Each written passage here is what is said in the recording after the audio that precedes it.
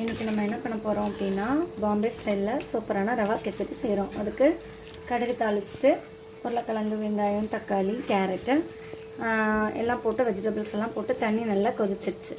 இந்த டைமில் நம்ம என்ன பண்ண போகிறோம்னா ஒரு 1/2 கிலோ ரவையை சேர்க்கலாம். இது நல்லா ரோஸ்ட் பண்ண ரவை தான். ஸோ நான் வந்து வறுக்கலை, நீங்கள் வேணும்னாலும் வறுத்துக்கலாம். இந்த ரவையை சேர்த்து இது பாம்பே ஸ்டைலில் கிச்சடி மாதிரி நம்ம செய்கிறோம். அதனால் மஞ்சள் பொடி சேர்த்துருக்கோம்.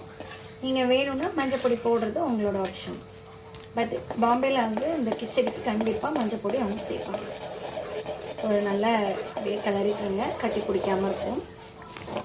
ஓகே, கிச்சடி இது கொஞ்சம் நம்ம உப்மா மாதிரி உதிராக இருக்கணுன்றதில்ல, இது கொஞ்சம் குழைவாக இருந்தாலும் நல்லா தான் இருக்கும் டேஸ்ட்டு.